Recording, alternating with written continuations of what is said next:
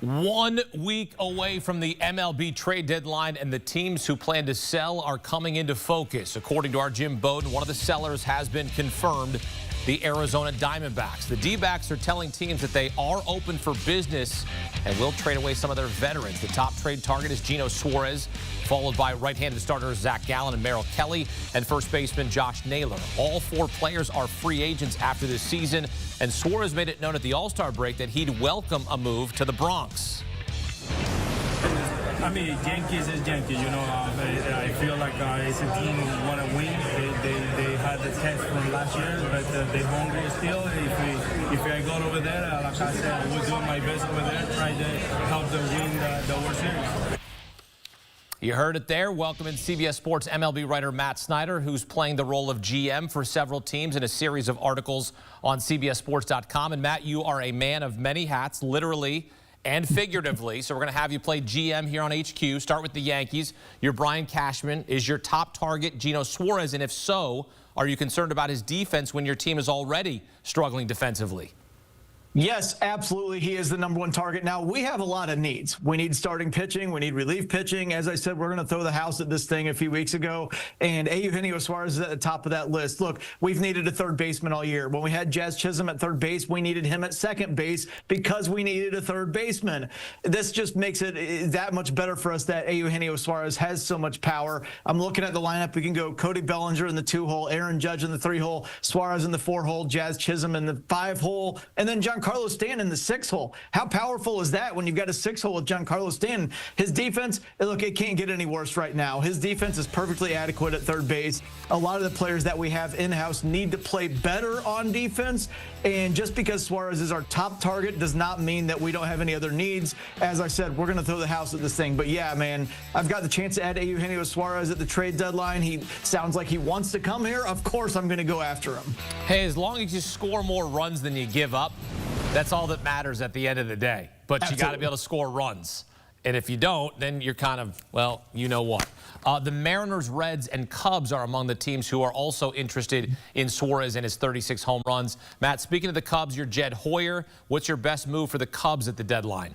Well, it might be Suarez because we do need an upgrade over Matt Shaw at third base. But look, the Cubs have still had one of the most dynamic offenses in baseball all season. They've got a lot of power. They've got a lot of speed. If I'm the GM right now, I'm saying starting pitching is the problem right now because we're looking at Shota Imanaga, who's great, Matthew Boyd, who is great, Jameson Taillon, once he comes back from this injury, probably want him to be a #4 starter in the playoffs. After that, Cade Horton is going to run out of innings right now. Colin Ray probably doesn't need to stay in the rotation, and Ben Brown doesn't deserve any more chances in the rotation or as the length guy behind an opener. So I need a starting pitcher right now. I don't know who it's necessarily going to be, but we're going to go out and we're going to cast a wide net, and I would like to end up with Mitch Keller of the Pirates. He's been throwing really, really well right now.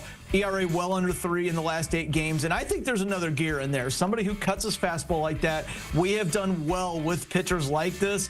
I think getting him out of Pittsburgh, he's going to feel refreshed. He's going to feel invigorated. There's a little extra adrenaline boost to get right in the mix of the playoff race there. And while I'm on the phone with Pittsburgh, I'd like to just say let's see what it takes to get David Bednar as well, because we could use another reliever. So if we go to the playoffs, and we're looking at a playoff rotation, Imanaga and Boyd, the two lefties at top. Keller is a great 3. You could argue one of the better 3s in baseball once we get to the playoffs. And then Taillon is perfectly fine as a 4. Do you think the Pirates would be reluctant to trade in division?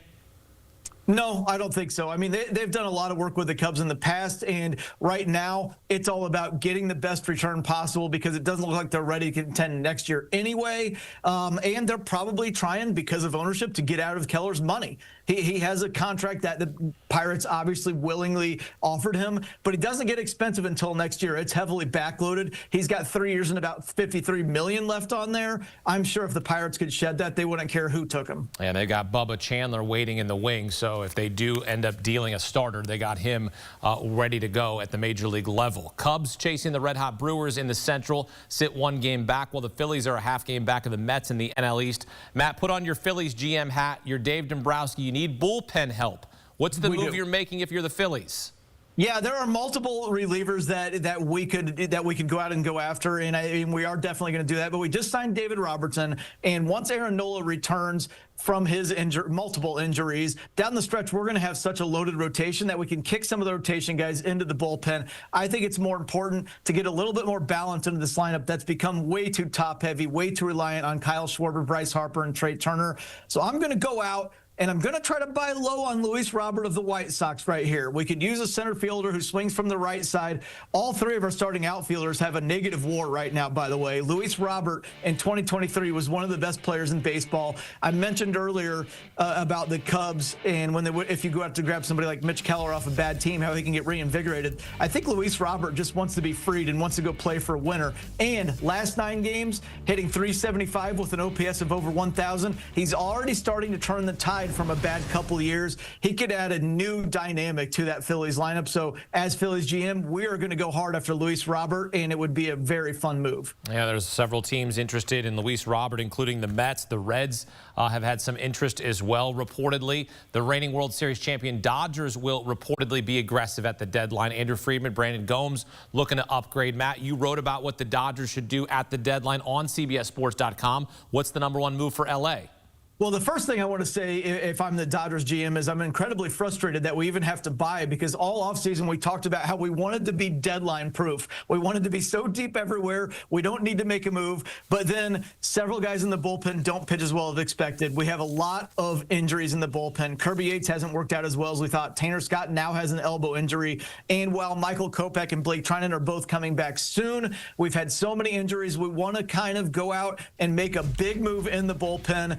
As you see, the bullpen has been a big problem progressively throughout the season and turning into a pretty huge one here in July when we have struggled as a team. So we're going to go out and get Johan Duran from the Minnesota Twins, one of the biggest fireballers out of the bullpen in all of baseball. We think we can take him to the next level, as we've done with so many guys before. I just mentioned Michael Kopech last year when we grabbed him from the White Sox. He went out and he took it to another level. He was amazing in the playoffs. Duran could have a historic postseason pitching for us as we go deep into October. So it's Johan Duran of the Twins is our #1 target. I love that move because he's on my fantasy team, and he get me some more saves and holds perhaps. Absolutely. If he goes and joins the Dodgers. I like that. Matt Snyder, a man of many hats here on CBS Sports HQ. The MLB trade deadline 1 week away, and everyone chasing the World Series title. As you take a look at the odds to win the Fall Classic, Dodgers are the favorites to run it back at +220. The Tigers scuffling as of late.